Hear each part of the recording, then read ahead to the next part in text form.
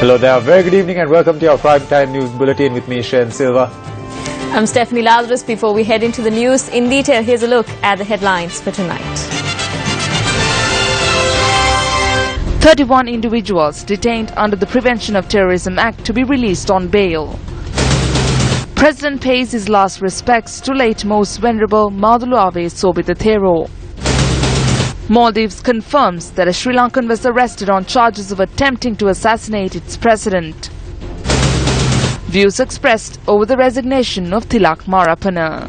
අර මහා බැංකු මූල්‍ය වංචාව ඒ වෙලාවේ පෙන්වන්න තිබුණා මේ සදාචාරය. මේ ඇමතිවරයෙක් කියනවා මම අත්දැකීම් වල ගන්න දෙන්නේ නැහැ. ලබාගේ නීතියක් නෙවෙයි තියෙන්නේ. සීතල යුද්ධයක් තියෙනවා දෙපැත්තේ. තේරෙන විදිහට පැහැදිලිව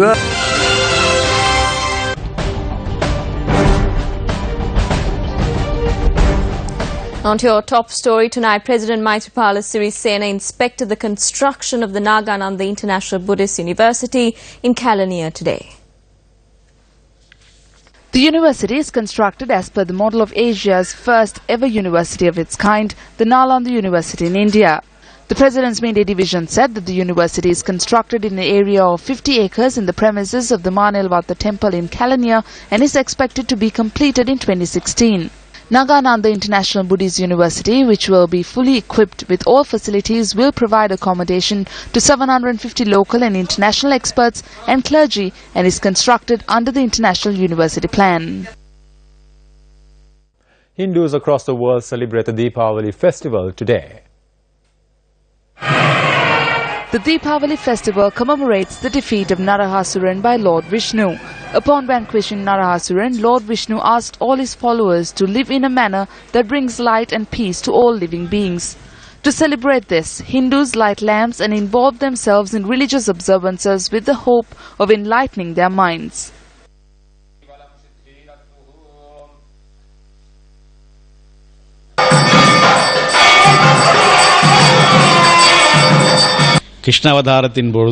Deepavali is celebrated as a mark of defeat for Narahasuran by Lord Vishnu. On this day, people engage in religious observances and also distribute sweetmeats. The main aim is to hope for prosperity for everyone.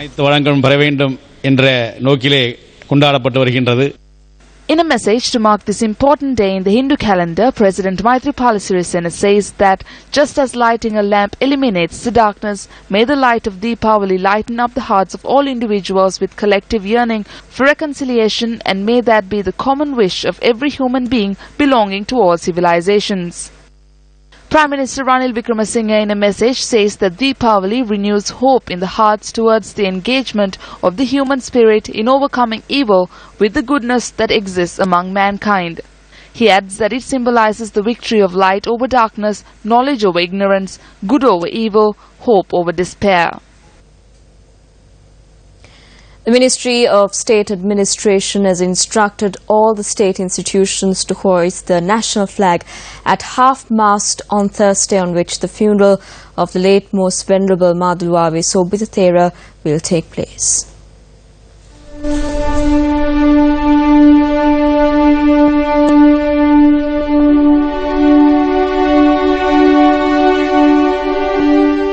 Crowds in large numbers continued to arrive since this morning to pay their last respects to the late Most Venerable Madhuluave Sobhitathero.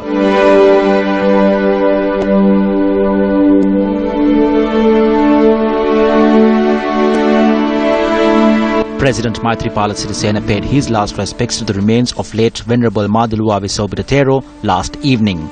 Prime Minister Ranil Wickremesinghe also paid his last respects to the remains of the late Thera yesterday and met with the temple committee to discuss the future course of action.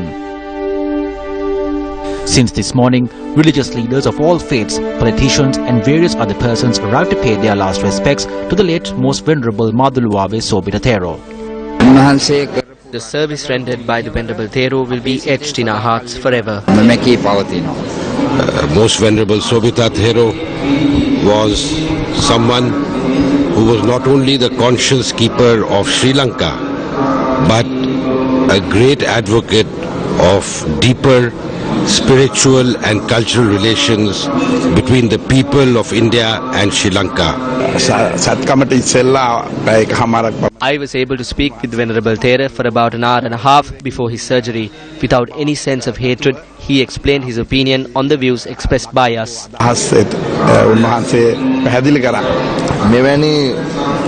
I do not think there will be another Thera like him. The Venerable Thera never took a step back. We will take the leadership in creating a just society. The Venerable Thera always worked for the betterment of the people. He always spoke for the people. The mortal remains will be kept at the Dharmashala Hall at the temple until 12 noon on Thursday, and the funeral of Most Venerable Madhuluwa Visobhita Thera is scheduled to be held at the Parliament grounds with full state honours. Thursday has also been declared as a national day of mourning.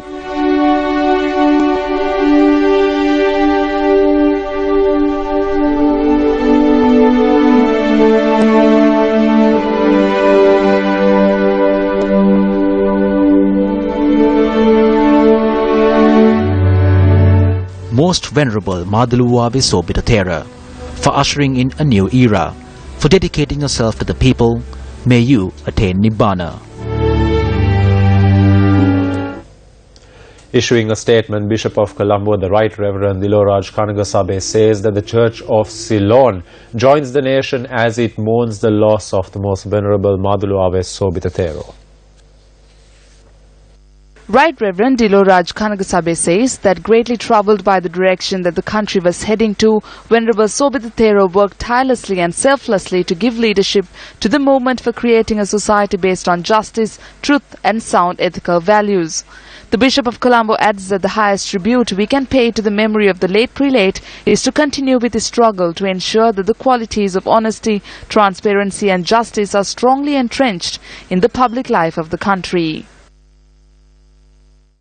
On to your developing story now, Rohana Pushpakumar, the Commissioner General of Prisons, said that 31 persons who are held under the Prevention of Terrorism Act will be released on bail tomorrow. The Attorney General's Department has informed us that steps will be taken to grant this group of persons bail tomorrow. Starting tomorrow, one group will be released. Another group will be released on bail as the second phase. They will be produced in court, and if bail is approved, they will be released. The fast that was launched by a group of inmates seeking their immediate release is continuing. 146 persons detained under the Prevention of Terrorism Act are engaged in this fast. The Commissioner General of Prisons said that these suspects are engaged in the fast at the Magazine, Anuradhapura, Batticaloa and Dumbara prisons. The National Movement for the Release of Political Prisoners handed over a letter to the President's office.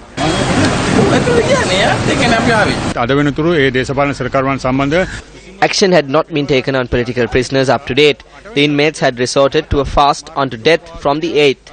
Discussions were held with the ministers and MPs. Some say there are no political prisoners in Sri Lanka. The President can intervene in this. We handed over a letter seeking the release of all political prisoners. Politicians arrived at the Magazine prison to meet the inmates who are engaged in the fast. The prison says that they are treated well. These persons say that this needs to be addressed politically. We will meet the President and the Prime Minister for a solution to this matter. When I visited the inmates, Minister D.M. Swaminathan and the Secretary to the Prime Minister was there. They had made a pledge. 30 of the 60 inmates will be released. They requested the inmates to call off the fast. However, the inmates seek the release of all. They added that TNA Parliamentary Group Leader R. Sambandhan must work to ensure that the Tamil inmates are rescued. 2 TNA MPs visited the Batticaloa prison and engaged in a discussion with the fasting inmates. Religious programs were organized at various locations for the protection of these inmates. The matter was also spoken of in the Australian Parliament today. The new President, in his election manifesto, promised to institute constitutional amendments that would guarantee democracy to Sri Lanka. He has also spoken about reconciliation with the Tamil community. To give true meaning to genuine reconciliation, the culture of impunity and legal limbo of Tamil political prisoners must be brought to an end. When one considers the role of the PTA and the power security and armed forces have in Sri Lanka, one can understand why so many political prisoners are on hunger strike. Freedom from arbitrary detention is both central to contemporary human rights standards and as long-standing as the Magna Carta. The Prevention of Terrorism Act is a blatant violation of this freedom. Welcome back to the news. Politicians and experts continue to comment on the resignation of Tilak Marapana and the avant-garde issue. If Tilak Marapana resigned, Prime Minister Ranil Wickremesinghe, who appointed Tilak Marapana, should also resign. Ranil Wickremesinghe cannot stay away from this because he too has been a part of this great deception on the people of this country. This discipline should have been showcased during the central bank fraud. They should have asked the governor of the central bank to resign. The Prime Minister should have also resigned. The Prime Minister should have said that he cannot serve with what they are doing and resign. Marapana resigned from his ministerial portfolio. It was a situation where he was compelled to resign. This is evidence of a cold war among the two sides. There is no unity between the UNP section of the government and the SLFP section. We cannot be certain as to how far they will move under this situation. The face of the government can change, the persons in it can change, and the minister too can change. The political authority of the government acted to protect the avant-garde even within the parliament. The people clearly acted against this. The government had to become sentimental to these reactions to some extent. Tilak Marapana did not resign on his own will. This happened based on the criticism of the public.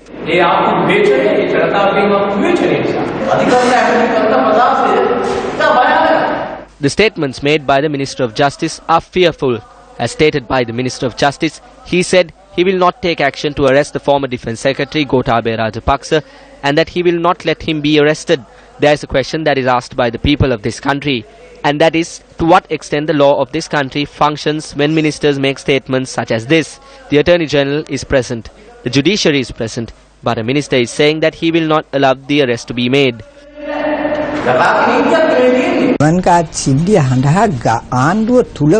The government has created a turmoil within through the avant-garde issue.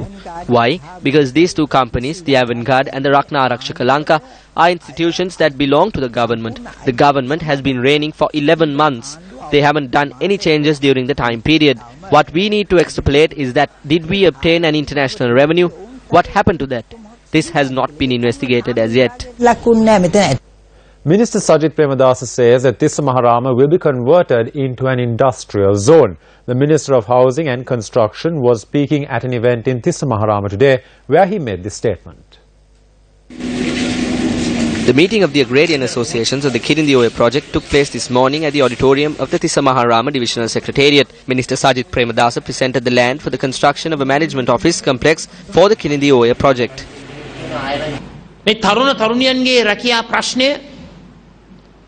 The employment issue of the youth cannot be resolved through filling the vacancies in the government sector. It is with great pressure that I announce that the government has made plans to convert Tissa Maharama into a fully equipped industrial zone.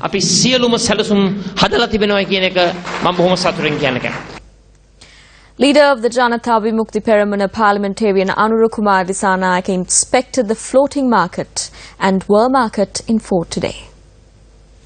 After inquiring into the issues of traders, MP Anura Kumar Dissanayake spoke to the media. Instead of providing factories and businesses for the agricultural industry, small-scale industry and the small-scale businessmen who improve the production sector of our country, what is being created is a haven which is swallowing up the country's economy. Therefore, our country needs a movement which collaborates all of us, including small-scale businessmen, medium-scale businessmen, employees and the working class to act against these malpractices. Staying in local news, tensions between a group of United National Party supporters and United People's Freedom Alliance supporters in the Katana area soared today. Police media spokesperson ASP Ruwan Gunasekara said the situation took place when a road was being cleaned in the area. Our correspondent said that a group of UPFS supporters were engaged in road cleaning and tension soared when a group of UNP supporters arrived in the area.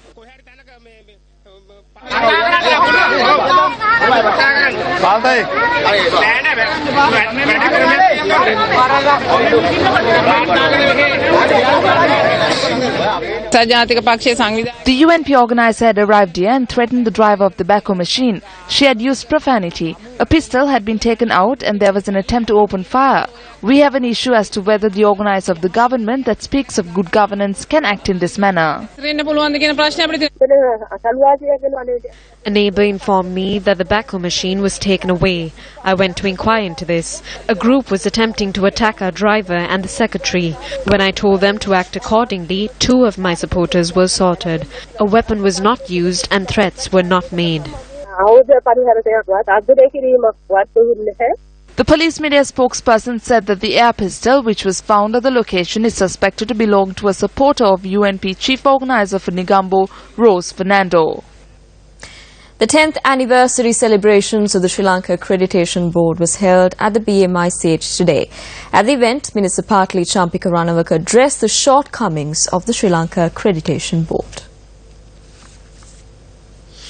I was informed that SLAB has accredited 55 testing laboratories, 5 calibration laboratories, 20 medical laboratories, 2 inspection bodies and 5 certification bodies.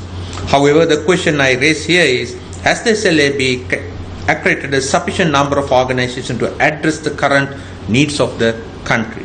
My answer is no, because there are a lot of burning issues in the country in terms of quality, food safety, environment, health and safety and consumer protection, which are yet to be resolved.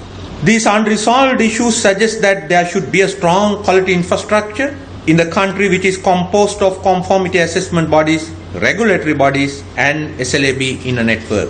You all agree that SLAB alone cannot find solution to all the burning issues unless all responsible organizations, including regulatory bodies, get together. A fishing ban and a no-fly zone have been imposed in the southern sea area and over the sky as space debris named WTF-1190F is expected to enter the Earth's atmosphere on the 13th of November. Details of the no-fly zone and the fishing ban were posted on the website of the Ministry of Defence. The space debris that is expected to crash into Earth on Friday was named as WTF-1190F by astronomers. If WTF-1190F is a piece of rocket, it will be the first piece of man-made junk to return home independently. The object, which has been dubbed as WTF-1190F, is set to land in the Indian Ocean, around 40 miles, that's around 65 kilometers off the southern tip of Sri Lanka at 11:50 a.m. on the 13th of November. Based on the trajectory, we can assume that this object might explode or burn in the atmosphere. If this is a piece of a rocket, then we cannot be certain that it would burn completely. If it explodes in the atmosphere, it may rip into several pieces. It may also crash on the ground. However, the risk of that happening is very low. There is no reason for us to panic. Objects larger than this have crashed onto Earth before. I have instructed my staff to inquire into this situation. We have the technology to pass the message within a matter of hours. Therefore, we do not have any issue. The Disaster Management Centre's Assistant Director Pradeep Kodipalli says that all relevant authorities have been informed of this matter and that it is monitoring the situation. Sometimes we can witness this through the naked eye. The path of this debris will be in the direction of the sun to the southwest. At times it might be difficult to see, but you might be able to see something like a fireball.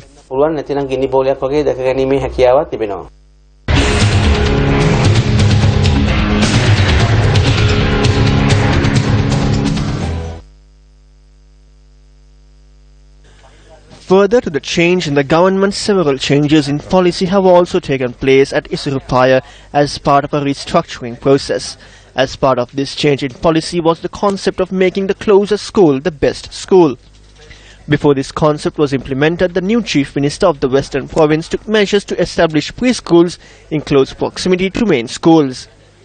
As part of validating this endeavour, the Education Minister for the Western Province has cited the Western Province preschool policy, which is not relevant to the subject at hand. Accordingly, as part of this attempt to validate this move, there is a possibility of the misinterpretation of the intention of converting the theme of making the closest school the school to making the preschool the best school in close proximity.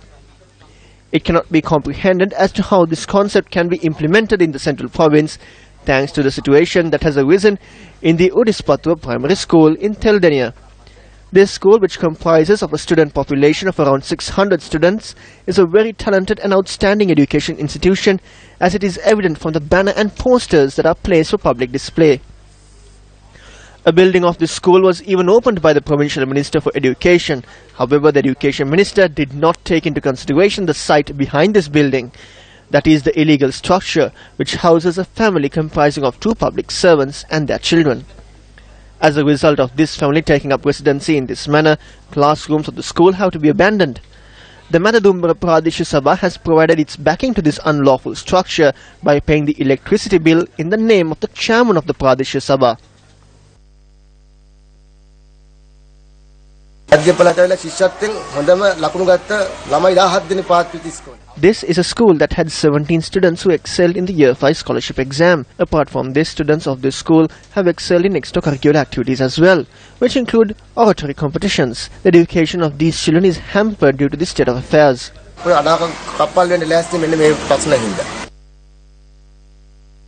How can the provincial school administrators be asleep when a classroom has taken the guise of a house for the past 4 years? Governor of the Central Province, this is over to you.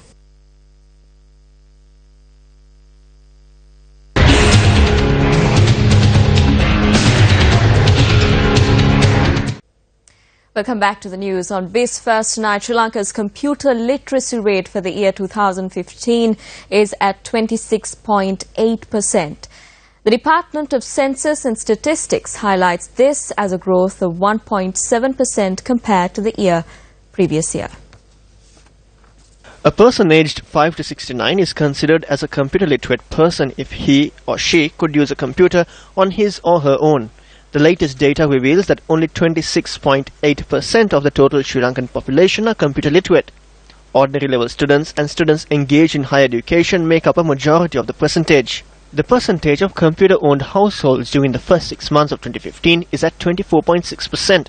According to the department, 42% of urban households, 22% of rural households, and 5.4% of estate households own a computer.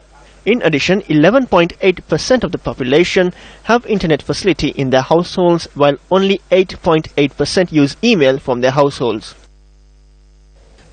Well, that's a wrap of Primetime News. I'm Stephanie Lazarus. And I'm Shane Silva. Take care and good night.